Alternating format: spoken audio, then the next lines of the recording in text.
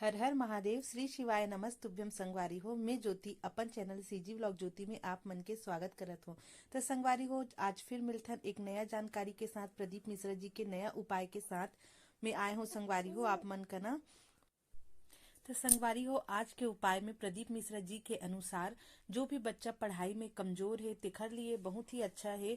जो भी बच्चा पढ़ाई में कमजोर है, जेकर पढ़ाई में मन नहीं लगे, पढ़थे लेकिन भूल जाथे, या फिर जो लड़की लड़का मन सरकारी नौकरी के तैयारी करत हवे ओखर लिए बहुत ही लाभदायक है। संगवारी हो, ओखर मन के लिए बहुत ही लाभदायक है। साथ ही साथ में जैसे धन के कमी है, जेकर पास में धन तो आथे लेकिन हाथों हाथ चले भी जाते, तो जिसे मतलब लक्ष्मी स्थायी रूप से रुके नहीं, तेखर लिए बहुत लाभदायक है। संगवारी हो, तो ये उपाय के हिसाब से पहला जो उपाय है वो उपाय में करना ये है। संगवारी हो कि आप मन तो जानते ही हो कि प्रदीप मिश्रा जी अपन हर कथा में बोलते कि बेल के जो वृक्ष है, बेल के वृक्ष हो या बेल के पत्ता हो या बेल के फल हो, भगवान भोलेनाथ ला बहुत प्रिय है। काबर की जो बेल के वृक्ष है वो हम माता पार्वती के आंसू से मतलब बने हुए हैं, ऐसे मतलब प्रदीप मिश्रा जी अपन हर कथा में बोलते। इसीलिए भगवान भोलेनाथ ला बेल पत्ता हो या बेल के वृक्ष हो बहुत प्रिय है।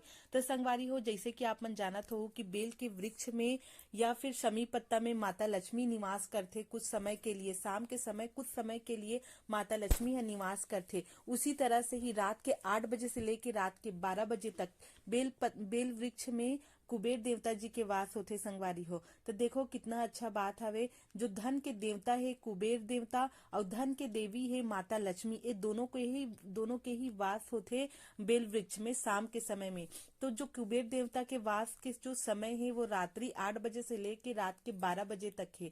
तो संगवारी हो, ये जो उपाय है ये बहुत सरल है। काबर की एला हफ्ता में एक ही दिन करना है, सिर्फ सोमवार के दिन। तो ये काफी ज्यादा आसान भी है, काबर की हफ्ता में एक ही दिन करना है, रोज रोज नहीं करना है। तो संगवारी हो, सोमवार के दिन रात के 8 बजे से लेके रात के 12 बजे के बीच में, मतलब कोई भी वक्त 8 बजे 9 बजे आप मन जाके एक घी के दीपक जलाना हवे बेल वृक्ष के नीचे में, और साथ ही भोले बाबा के स्मरण करते हुए, भोलेनाथ ला एकदम श्रद्धा व आस्था से मतलब याद करते हुए अपन प्रार्थना ला बोलना है। संगवारी हो, 2-3 हफ्ता ये प्रयोग ला करके देखो संगवारी हो, ओखर बाद देखो आप मन ला कितना लाभ मिलथे। और संगवारी हो, एकर प्रमाण इसी बात से ही है कि मतलब यह कितना लाभदायक है ये वाला उपाय है। ये एकर प्रमाणित मतलब इस बात से है कि प्रदीप मिश्रा जी का ना जितना भी पत्र इस बार आए हैं वो इसी उपाय से संबंधित है, मतलब इसी उपाय ला ही करे से ही मतलब फायदा हो है। ये मतलब इस तरह के पत्र पंडित जी का ना आए हवे।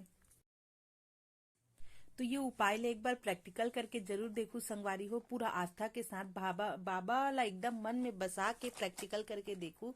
काबर की पंडित जी तो स्वयं बोलते कि प्रैक्टिकल करके देखा कह के, तो इला जरूर करके देखो संगवारी हो। और दूसरा उपाय ये हरे संगवारी हो, वैसे मैं दूसरा उपाय बताए से पहले ये बोलना चाहता हूँ संगवारी हो कि बेल के वृक्ष हर जगह पे नहीं मिले, शहर एरिया में तो खास तौर पर बिल्कुल नहीं मिले। तो ये वीडियो ला अंत तक देखो संगवारी हो, काबर की पंडित जी बताए है कि अगर बेल बेल वृक्ष अगर आसपास में मौजूद ना हो तो मतलब ओखर जगह में और का कर सकते। तो ये चीज ला मतलब वीडियो के अंत में मैं बताया हूँ संगवारी हो, इसलिए वीडियो ला बिल्कुल स्किप मत देख कर हूँ, पूरा अंत तक देखू संगवारी हो। तो दूसरा उपाय ये है संगवारी हो कि जैसे कि कोई बच्चा मन के पढ़ाई में मन नहीं लगा थे, बार बार फेल हो जाते, पढ़ते लेकिन याद नहीं रहे, तो वो बच्चा मन ला कुछ नहीं करना है वे, जब भी वो अपन पढ़े बर बैठे तो ओमन ला ये वाला मंत्र के उच्चारण करना है, ओम सरस्वती नमः। जैसे कि ओम ला थोड़ा लंबा बोलना है, ओ जैसे मैं आप मन ला बोल के बताता हूँ, ओम सरस्वती नमः। तो ये वाला मंत्र के उच्चारण करना है संगवारी हो। ये मोर मतलब मैं अपन तरफ से नहीं बताता हूँ संगवारी हो, जो भी मैं आप मतलब उपाय बताता हूँ ये पूरा आस्था चैनल में जो पंडित जी बोलते ना वो सुने हुए ही हरे। तो जो भी ये उपाय है वो आस्था चैनल में प्रदीप मिश्रा जी द्वारा सुने हुए हवे संगवारी हो। तो एक बार ये एकरो मतलब जेखर बच्चा मन छोटे होई, पढ़त लिखत होई, या जे भाई बहनी मन सरकारी नौकरी के तैयारी करत हो, तो ओ मन भी ये उपाय ला करके देखू संगवारी हो। काबर की कुछ तो मेहनत करना नहीं है, बस आस्था और विश्वास के साथ में ये मंत्र के उच्चारण करना है भोले बाबा ला याद करते हुए। तो एला भी करके जरूर देखू संगवारी हो। और संगवारी हो वैसे में आप मन ला तीसरा उपाय बताए से पहले रुद्राक्ष के बारे में कुछ बताना चाहत रहे हो संगवारी हो, कि जिसे आप मन रुद्राक्ष तो धारण करत हो लेकिन ओला धारण करे के सही तरीका मतलब कि आप मन यूज नहीं करो, ऐसे पंडित जी बोलते। तो इसी वजह से वो मतलब विफल हो जाते, जो फायदा मिलना रही थे वो विफल हो जाते।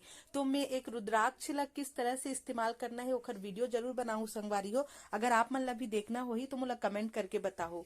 तो तीसरा तो चलो चलथन तीसरा उपाय की तरफ संगवारी हो, ज्यादा टाइम वेस्ट नहीं करन। तो संगवारी हो तीसरा उपाय ये है संगवारी हो, जब भी आप मन जल चढ़ाए पर जातो ना तो एक लोटा जल में क्या बोलते लाल कलर के चंदन, लाल चंदन और एक ठोक सफेद फूल जरूर डाल लू संगवारी हो।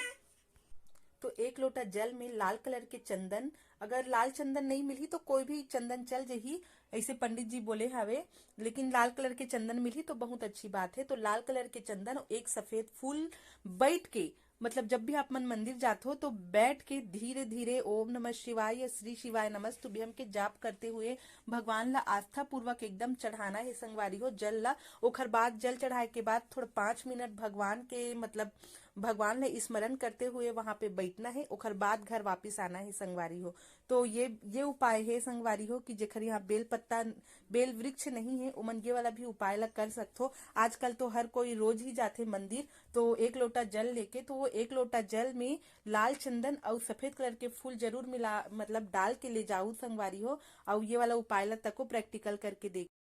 तो संगवारी हो ये हरे मालेगांव के में जो भी मतलब उपाय बताए रिस पंडित जी हते हा, अगर आप मन ला मोर ये उपाय अच्छा लगत होही और अगर ये वाला व्लॉग मन मतलब अच्छा लगत होही, जानकारी भरे लगत होही तो मोला कमेंट करके बताहू संगवारी हो, ताकि मैं अच्छा अच्छा प्रदीप मिश्रा जी के जितना भी उपाय है ना ते मन ला ढूंढ ढूंढ के मैं आप मन ला बता सको संगवारी हो। और अच्छा लगत होही तो आपके संगी संगवारी रिश्तेदार मन ला तको शेयर कर दू और लाइक कर दू, शेयर कर दू, सब्सक्राइब कर दू संगवारी हो। तो जय जोहार, जय छत्तीसगढ़, श्री शिवाय नमस्तुभ्यम।